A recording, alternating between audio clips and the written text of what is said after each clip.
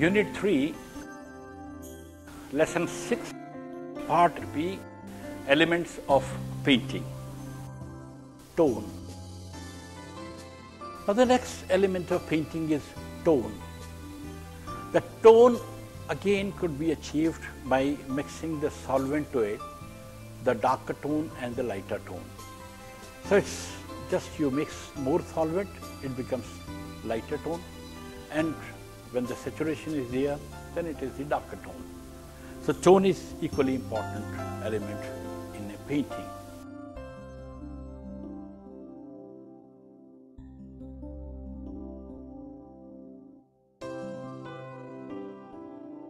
See,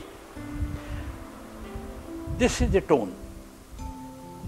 I have reached from darkness, reducing, making it more lighter. Similarly, in color also, you can create the tones.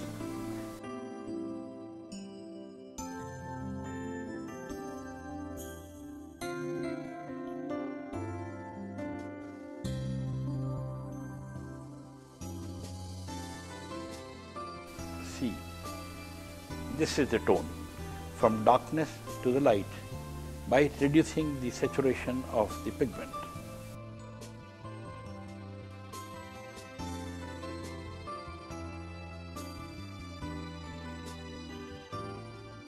Texture.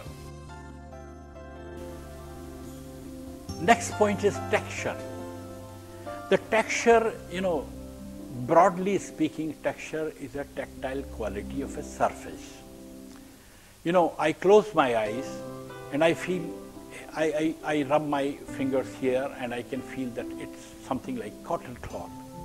But sometimes even after, I have closed my eyes and I'm moving my hand here, I can feel that it is something like canvas or the wood. So similarly, I put my hands, closing my eyes on a glass or in a water, I can feel water. So you can feel the texture of a surface even closing your eyes. But in painting, we can't close our eyes. In painting, we are having open eyes and creating textures into painting. What for? See, the textures are being created in a work of art to create dominance, to create balance, to enrich the form. There could be several things. But the most important thing that what kind of textures we are achieving in a painting. See, if you have seen the paintings of Dutch artists, here is an example of Dutch artists. Now look into it. Look at the texture of the silk that the famous artist Holbein has created.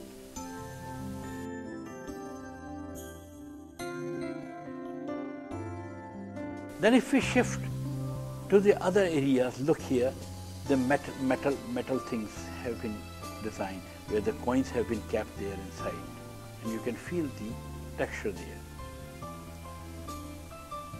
Similarly, you look at this matting or the cloth over the table. You can even have the feel of the texture of the woven cloth here. Then there are so many things. There is a texture of paper, there is a texture of metal again, there is a texture of wood, there is a texture of basket there. You can feel several kinds of elements which have been treated with imitated texture. Imitated means you are imitating the texture by your observation. But here, the surface of the painting, if you touch the field, you may touch here, you would not feel the silk. You would not feel the metal here. You would not feel metal here. You would not feel the wood here. This is a wood background, but you would not feel the wood. There will be no touching feel, because the artist has imitated texture. But then there are artists who they transfer the texture from another means or materials. The artists like Holbein or the Dutch artists, Holbein was a German, but the Dutch artists, they have achieved the textures in a painting so commendably that you are confused whether it is a mirror or it is a metal pot. You feel like touching it. That kind of trompe l'oeil is being achieved by these painters. But at the same time, you can touch the utensil lying in the front, you can touch the back part of the picture. It is all on one surface.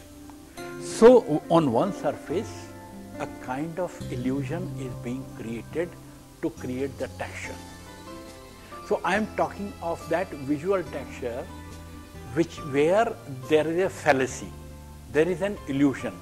By just creating the chiaroscuro, chiaroscuro means light and the technique of creating light and shade. So through chiaroscuro or through light and shade, the treatment, the artist achieves a kind of texture. But it is only visible, it cannot be felt. If I put my hand on a picture, the color is flat. But there are artists who would create the textures and you can feel it. Your hand is rubbed and you can feel the depressions, you can feel the embossed part of it, and these kind of textures are there. Then there are artists who have created the paintings like sculptures in fiber, in acrylic. So the texture could be achieved in different ways.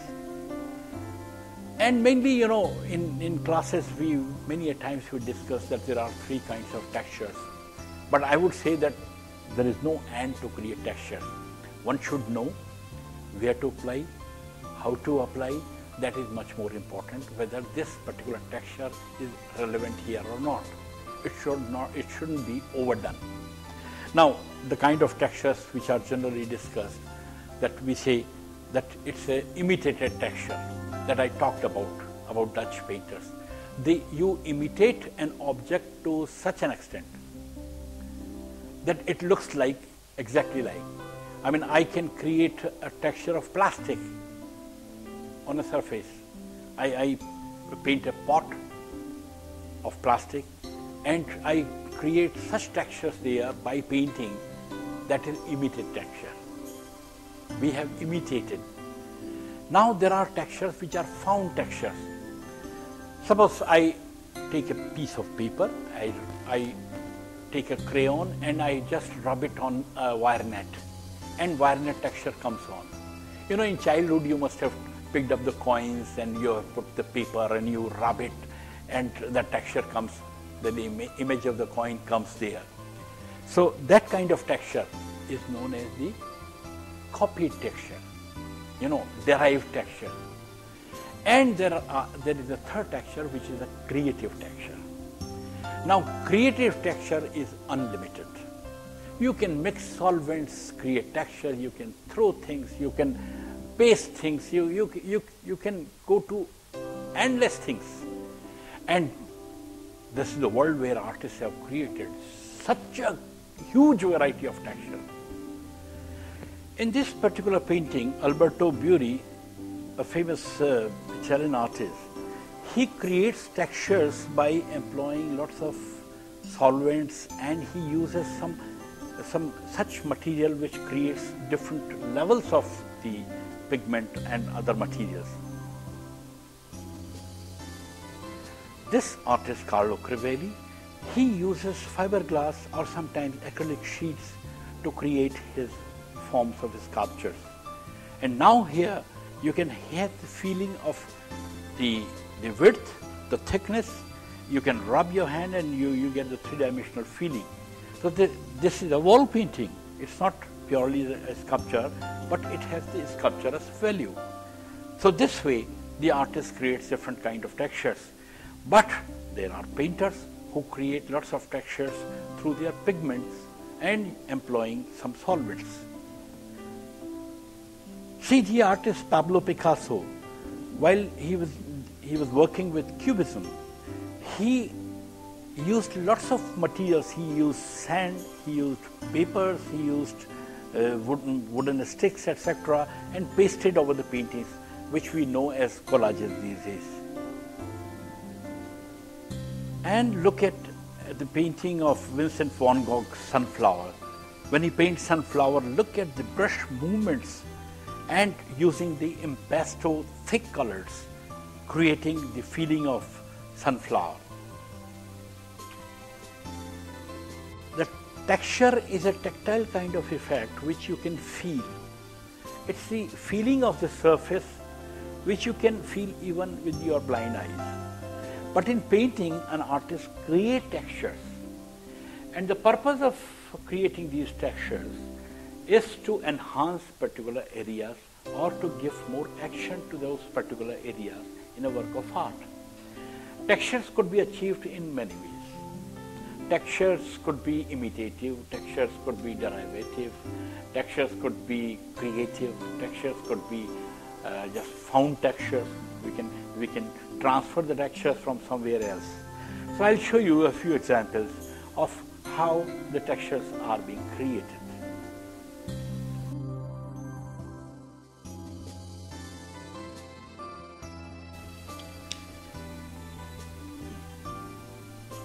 Now this has been created by this, and this is the roller. You can even transfer the tones from other objects, whatever you feel. Sometimes, we feel, we get such materials and feel like transferring it to your canvas. Now here is a material that is a wood block being used by the cotton cloth printers. See, here, I'm transferring it.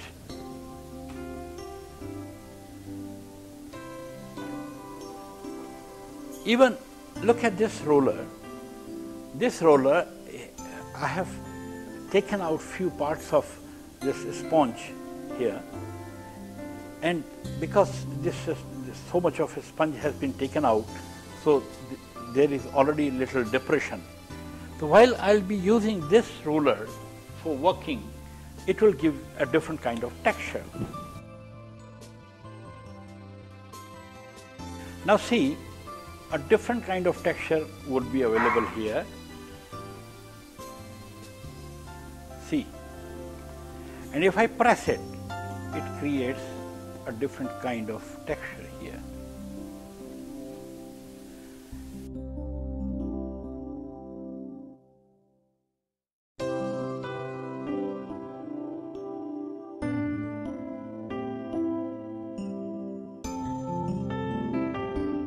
We talked of imitated textures, then we talked of painterly textures and collage textures.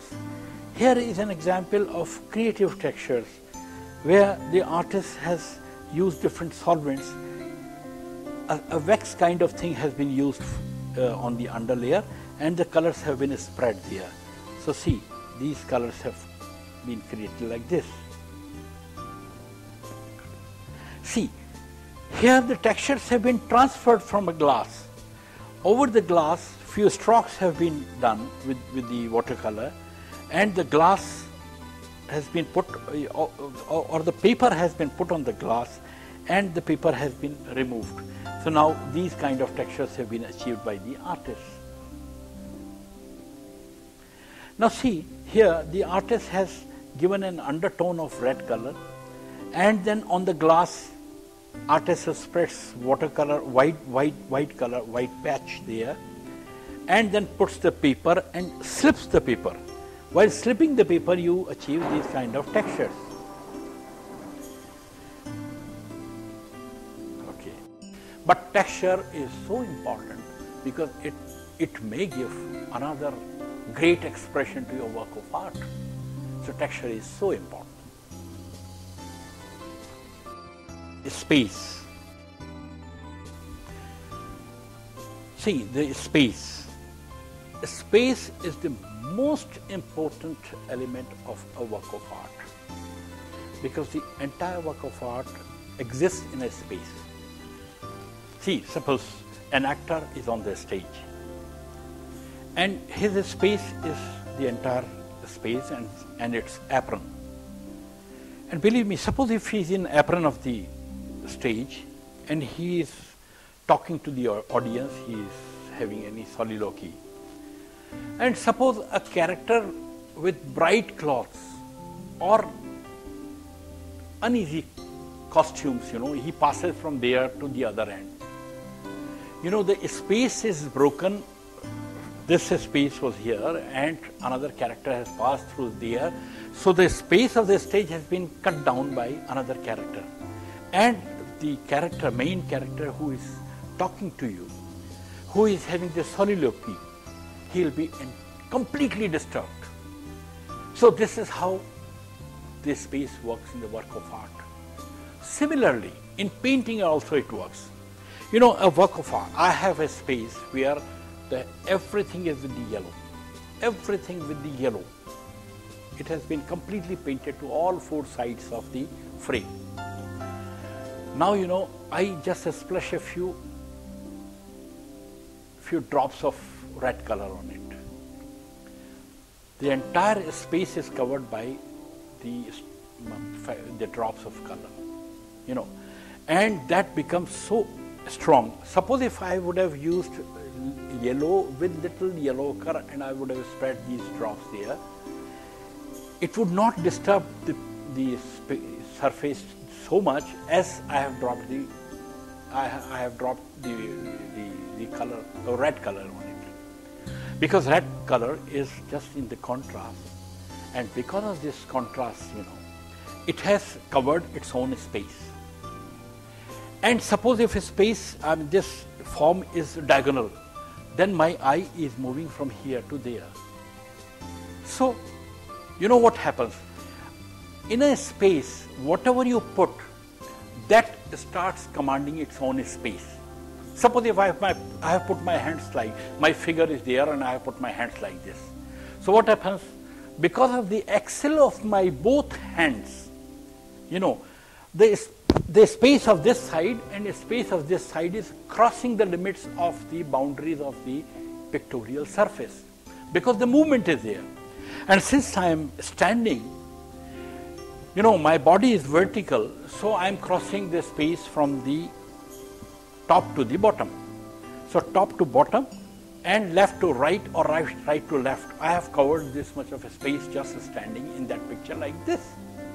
And suppose if I am doing hands like this, then that space is left unattended. Now in that space I will have to put something to create a balance of this hand. So see how space is so important, because whatever form you create, that commands form. Form could be of a shape, any texture, because if I have put texture, if I have put color, if I have put some drawing, it creates a form there. And that form or that shape, it commands the space. It occupies a space. Now the left space, if it is not visually balancing, then you have to do something there, and it gives you a challenge. So space is a work area in which we work, and space automatically starts demanding the moment we put something on it. So mind it, space is so important. How to play in the space. Each and every stroke, your shape, your splash of texture, splash of color, that becomes a shape or a form, and it starts demanding.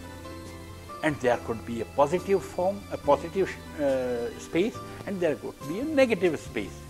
See, if I have put anything there and I take a scissors and just cut down that form, I made the form like this, suppose, on a square paper, and I cut it down. I am cutting it down to show you that the form I created, I have taken off. Now it has become a negative space in the paper. The positive space is paper, because I have cut it down. And when I put it, suppose instead of cutting it by the scissors, I just apply a red color or a yellow color or a black color, any color field area. That color field area becomes the positive space, and the other space is the negative space. So an artist has to take care very intellectually about creating his space, that it is how he is playing with the positive space, how he is playing with the negative space.